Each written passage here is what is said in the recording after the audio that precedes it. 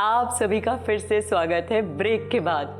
तो दोस्तों, मैंने आपसे बात करी थी कि सुंदर दिखना ही ज़रूरी नहीं, सुंदर महसूस करना भी बहुत ज़रूरी है।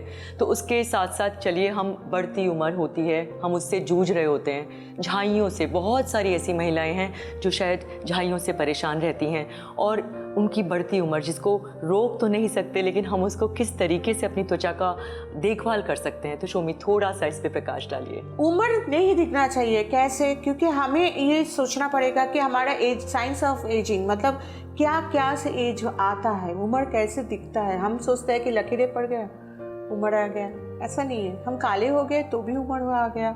हमारा चेहरा का त्वचा जो है वो बढ़ गया, वो झूल गया, तो उससे भी उम्र आ गया।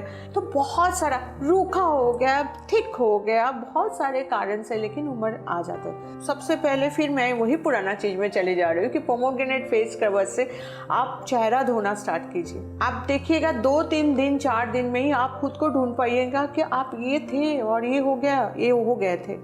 उसके बाद आते उम्र के लिए, जैसे एज डिफाइन सीरम जो है, एज डिफाइन सीरम आप जब यूज़ करेंगे तो आपका स्किन ना, आपका त्वचा खिंच जाएगा। ऐसे ऊपर में जो नीचे आ गया था वो खिंचा खिंचा हो जाएगा, और वो तुरंत ही होता है। मतलब एक साइड में आप अप्लाई करके दूसरा साइड में देखोगे ना, तो आपको फ़र्क पता चलेगा कि थोड़ा सा जैसे लग रहा है कि ये स्किन थोड़ा सा, त्वचा थोड़ा सा ऊपर में है।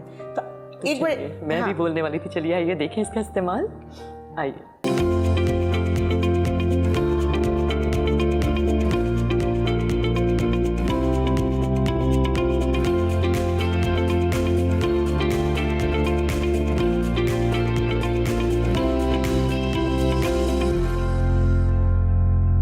जादू है ये। तो शोमी, इसी के साथ साथ मुझे एक और चीज़ पूछनी है।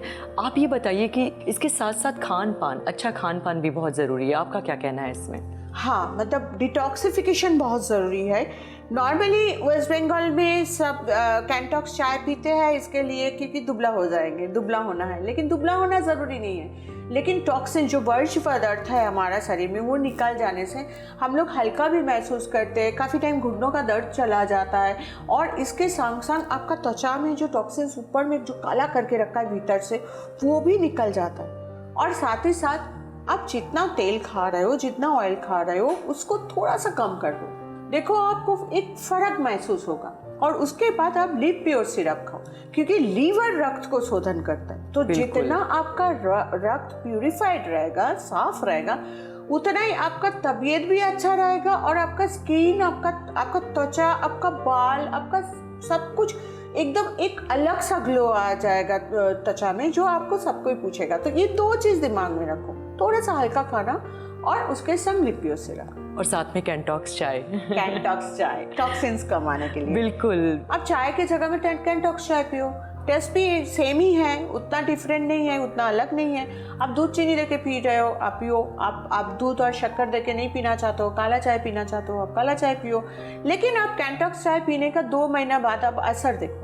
और शोभी, बहुत सारी ऐसी महिलाएं हैं जो कि कहती हैं कि हम तो अपना बहुत ध्यान रखते हैं। तो उनका ध्यान रखने का मतलब, थोड़ा सा मैं खुलासा कर दूं कि उनका ध्यान रखने का मतलब कि हमारे पास इतना काम रहता है। सुबह पहले रसोई घर में जाके खाना बनाना होता है, हम सुबह पहले उठ के तो हम अपना चेहरा साबुन से धो लेते हैं, और उनको जब अपने बाल धोने होते तो वो भी हम साबुन से धो लेते हैं, कोई भी क्रीम भी लगा लेते हैं। तो ये कैसे, उनको कैसे इस बात पे उनको समझाया जाए कि सिर्फ साबुन से त्वचा साफ हो जाती है?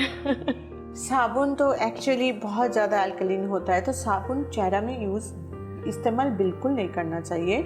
साबुन आप मत इस्तेमाल करो, वो चाहे जितना भी हो, लेकिन साबुन मतलब बॉडी में, फेस में या आप बालों में यूज़ करोगे तो आपका चेहरा से कुछ लेके ही जाएगा। ये छोड़ के भी मैंने ये देखा कि उसके बाद जब बहुत ज़्यादा लग रहा है कि ड्राई हो गया, सूख गया, तो बहुत ज़्यादा बेबी क्रीम अप्लाई कर ली।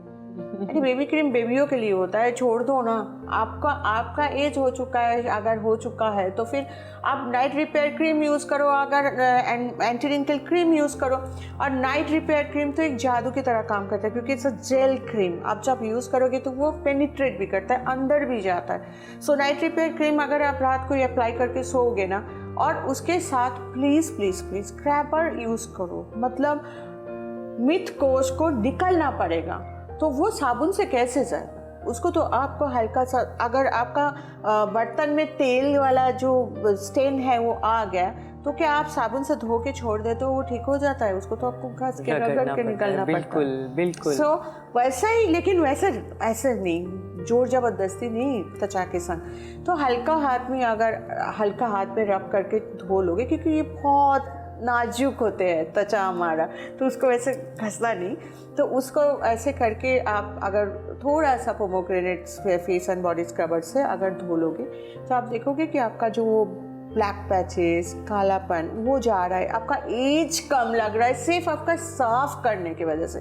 तो क्लेंजिंग, साफ करने का तरीका भी ऐसा होना चाहिए जिससे आपका बहुत सारी चीज़ से आप निकाल सकते हो। साबुन से तो आप प्रॉब्लम, समस्याएं ला रहे हो घर में कि आ जाओ कि मेरे त्वचा को और ख़राब करो, तो मैं एकदम बिल्कुल नहीं बोलती। तो बिल्कुल दोस्तों, जैसा कि हमारी टैगलाइन है, you can, I can, we all can, जिसका मतलब है आप भी कर सकते हैं, मैं भी कर सकती हूँ और हम सब कर सकते हैं। तो इस बात को ध्यान में रखते हुए बिल्कुल ऐसा मत सोचिए कि हमारे पास समय नहीं है, हमने इतना कर लिया, इतना ही बहुत है। अरे आप खाना बनाते हैं तो खाना बनाने में भी उसका स्वाद अच्छा हो तो उसके लिए आप उसमें मसाले डालते हैं कि नहीं? तो बिल्कुल वैसे ही आपको देखना है कि आपकी त्वचा पे क्या अच्छा है और क्या इस्तेमाल करना चाहिए।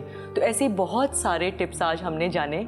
और तो शोमी, और इससे ज़्यादा मैं आपको क्या कहूँगी, फिर से और भी बहुत सारी समस्याएं और बहुत सारी बातें लेकर हम अपने दर्शकों के पास फिर से आएंगे। और आपने ये भी जाना कि हम कैसे आत्मनिर्भर भी हो सकते हैं शोमी स्कैन का हाथ पकड़कर। तो चलिए दोस्तों, इसके साथ ही आज का कार्यक्रम हम यहीं समाप्त करते हैं। शोमी, आपसे बहुत जल्दी फिर मिलेंगे। नमस्कार।